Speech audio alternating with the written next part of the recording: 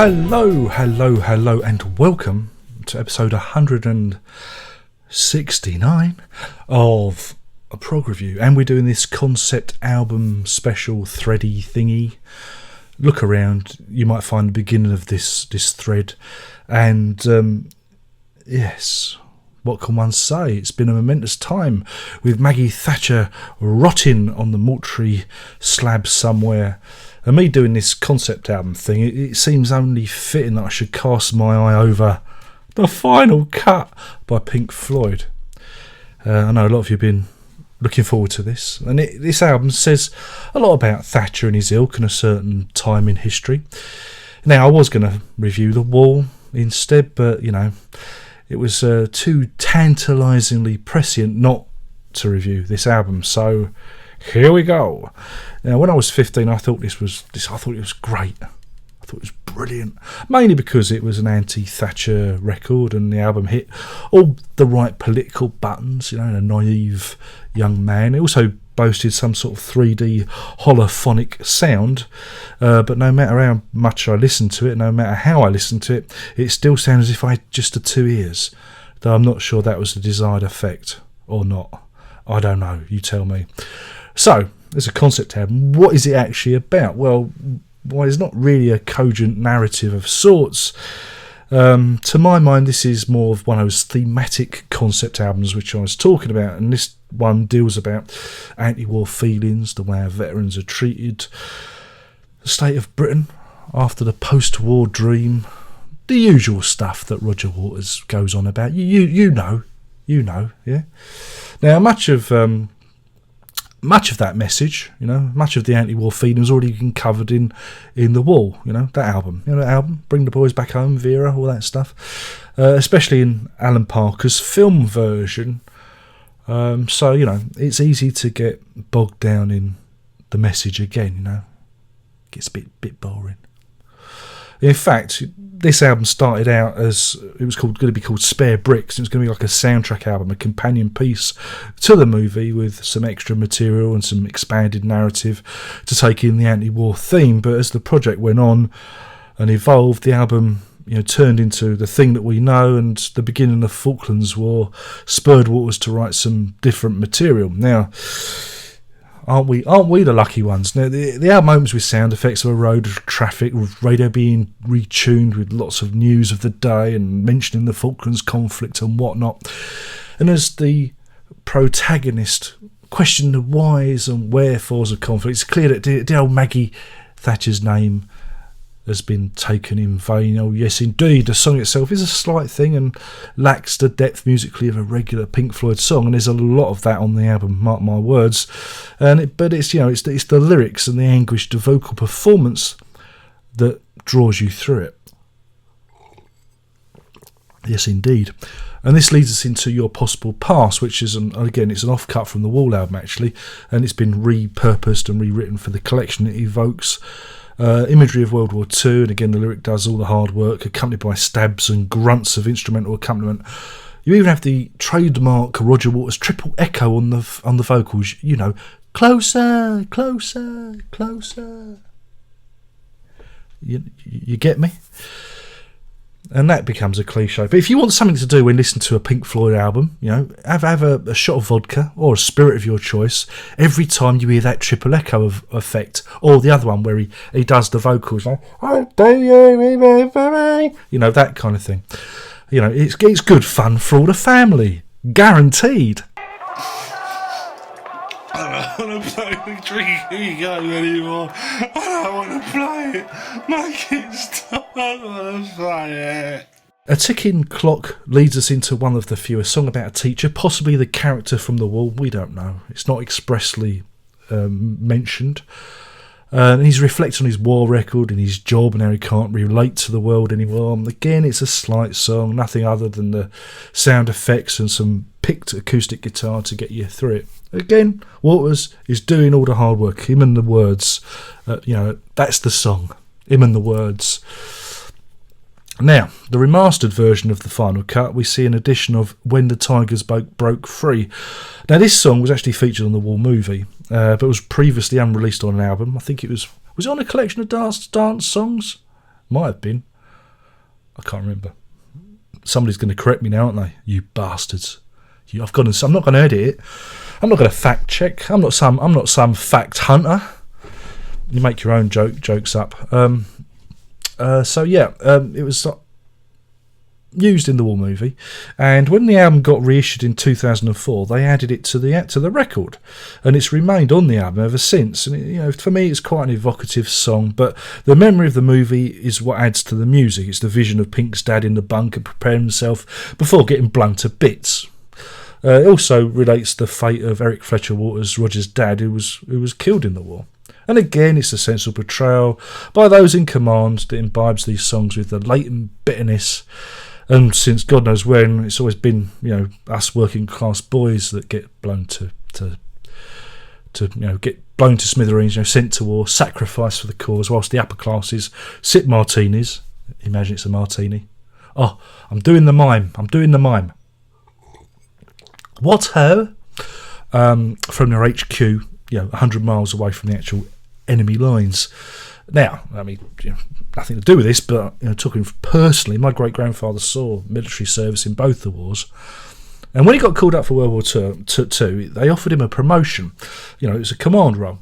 And I'm not sure exactly what the role was, because my memory is not as good as it was, and it was related to me by my grandmother, because he never talked about the war.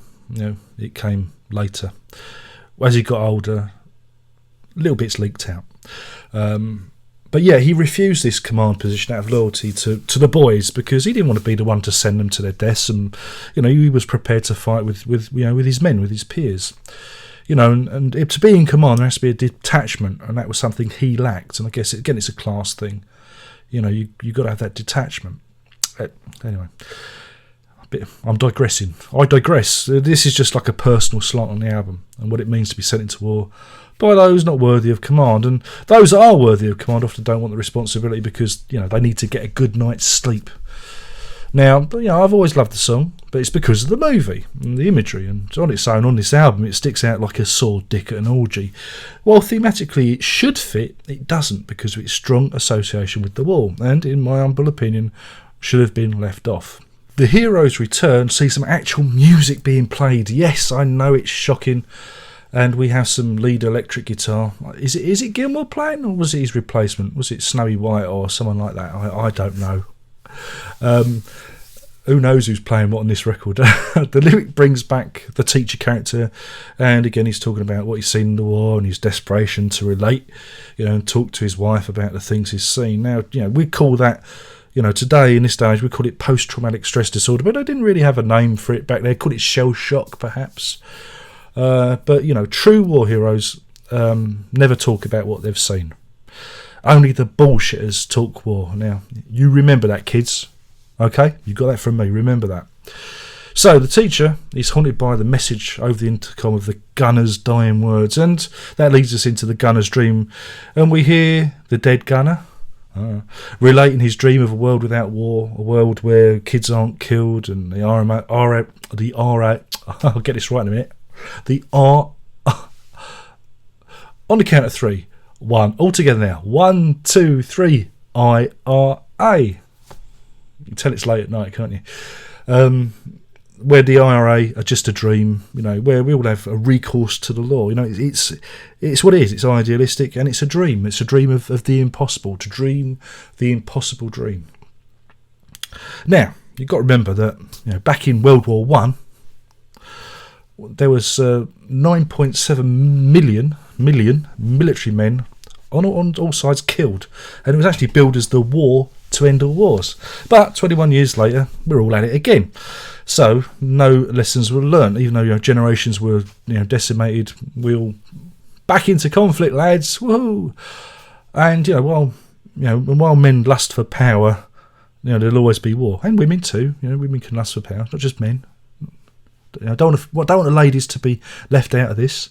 So the song, because let's face it, Thatcher was a woman, wasn't she? Wasn't she a woman? She led us into war. So they can still be war hungry. Boudicca or Boudica.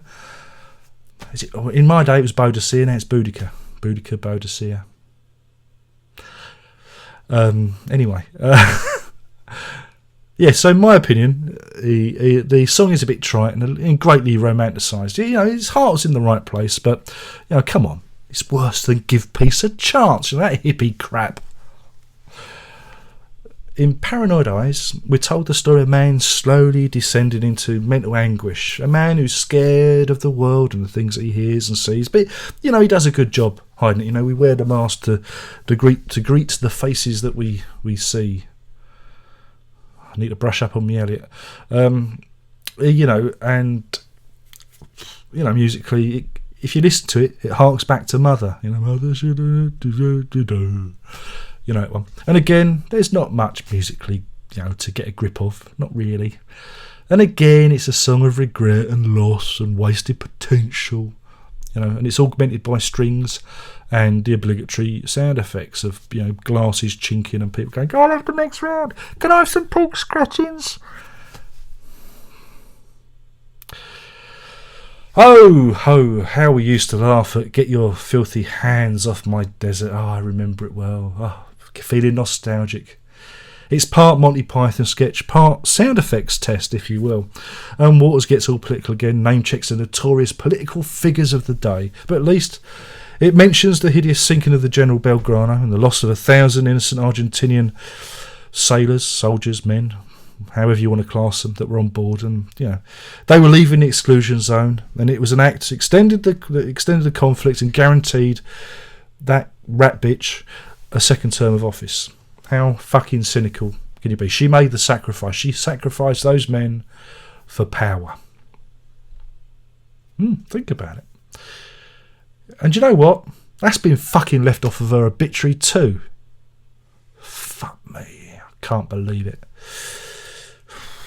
Anyway, the Fletcher Memorial Home sees Waters imagining an old folks' home for all those tyrannical leaders and despots. You know, Reagan, your Thatcher, your Bacon, your Brezhnev, and before he leads them all into the gas chamber to be gassed in the final solution. Yeah, yeah, it's funny. Come on, it's amusing, but is this Pink Floyd? No. And suddenly you wake up and you realise you're stuck hard and fast in the middle of a fucking Roger Waters solo album. Why didn't anybody warn us about this? But don't fear, dear listener, because we're nearly through all this. Yes, we are. If we support each other, we can get to the end. You know, be brave. Be brave for the children. So, there's more audio from the BBC sound effects department, or album. It's a great album. You can pick that up. It's got birds singing on it, you know, cars. Beep, beep. And we are magically transported to Dockside for Southampton Docks. Well, it would be by the docks if it was Southampton Docks, wouldn't it? That's a tautology. Which manages to tell the story of returning soldiers in 1945, battle-scarred by their experience. And it interweaves this with the soldiers going out again on active service in the Falklands conflict, you know, all those years later. Yeah, we get it, Roger. We get it. War's stupid and people are stupid. Hey, that'd make a great lyric. Someone write that down. Quick, write that down. That'd make a good song. Anyway, the final cut returns to another paranoid character who's doing his best to keep the world out, you know. CCTV.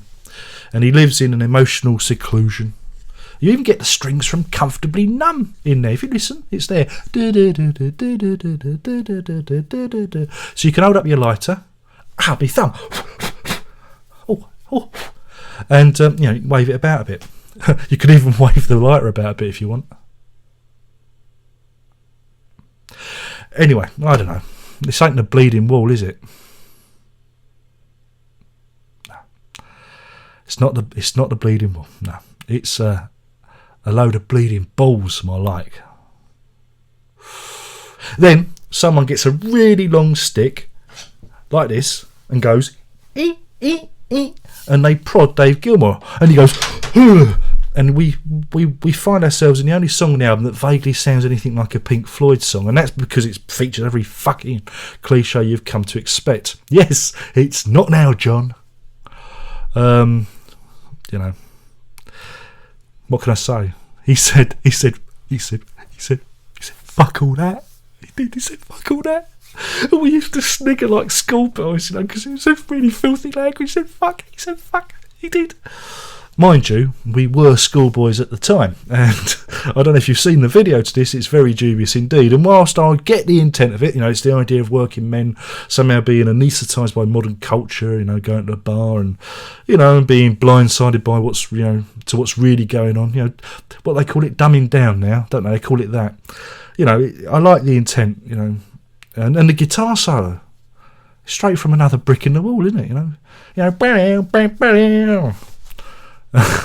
maybe they just used an offcut, I don't know. But, you know, despite me me moaning, it's actually the best track on the record. And then the album is rounded off by Two Suns in the Sunset, and it's a metaphor for a nuclear obliteration. You know, it's a nice, jolly little number. Oh, yeah. And again, it's pair it with Not Now John, and I quite like the dichotomy of the two songs. You know, one's loud and brash, one's kind of muted, and, you know, I like the way they fit together. And again, it's a slight thing. It's DAG on the guitar, and it doesn't outstay its welcome, and I quite enjoy the lyric, and, you know, I like it, and I like the way it ends the album, it rounds it all up nicely. Well, what can you say about the unending laugh fest of the final cut? It's an album so bleak and miserable it makes The Wall sound like chirpy fucking Cheap by middle of the road. Remember that. I enjoyed it as a younger person, but, you know, when you actually sit down and, you know, listen to it and look, you know, really let it go in, you realise that, you know, David Gilmour was right when he said it is musically weak. You might as well just have Roger Waters crying the lyrics, you know, into the microphone with no backing track, because there's nothing there. It's incredibly light, you know. There's no tune. There's nothing there to hum. You know, it's just lyrics. It's just him spouting, you know, as it were. And again, the issue I have now is that it's as much of a Pink Floyd album as my left testicle is the Koh-i-Noor diamond. Just because I named my bollock after one of the largest diamonds in the world, it doesn't make it so. And it's the same with this. This is a Roger Waters album, and it's a weak one at that. He does a much better job with the themes, or with Amused to Death. But again, you know, we get it. Roger doesn't like the war, and he's upset that it took his daddy away from him. You know, we understand. Thing is, he didn't half go on about it. It's like me going on about Rush or Stephen Wilson or something. Ooh. Now, I know a lot of you love the album, but for me, it's a bit of a Pink Floyd meringue. You know, it looks like it'll fill you up, but once you take a metaphorical bite, it's all sugary air. There's nothing to get your teeth into, and it also makes a momentary lapse of reason sound like Beethoven's Fifth in comparison. Now, as a rating, I'm going to give this 2 Paranoid Eyes out of 5. That's 2 Paranoid Eyes out of 5. A good attempt, Waters, but you must try harder. Anyway, my name's been Darren Locke. And before I go, I'm going to say to all you whingers who had a bit of a hissy fit about me, you know, moaning about Thatcher, is are you going to go and burn your copy of the final cut because of that pinko commie Roger Waters and what he says about Thatcher and Reagan? Are you going to do that? Go on, I dare you. Go on, put your money where your mouth is. Go on, burn the album. I wouldn't put up with that. Not from this lefty. Not from this commie, slagging off that lovely Mr. Reagan and that lovely Mrs. Thatcher. No. But you get my drift. See, you hypocrites will laugh at this and enjoy the record and buy Roger Waters' albums, but he's still a pinko commie fag, isn't he? Just like me. Ooh, but you love me. I know you love me. Yes, you do. Anyway, my name's been Darren Locke, and I've been talking about the final cut by that there Pink Floyd. Hope you've enjoyed it. I don't know what's next. It might be, he says, trying to grab hold of it. That's what she said. This one, SF Sorrow. Yeah, let's make it SF Sorrow by The Pretty Things. That's going to be next. And that's that. Hope you've enjoyed it. I nearly said ta-ta. Yeah, let's say ta-ta. And it's been a long night. Kids have played me up merry old today. Prog on.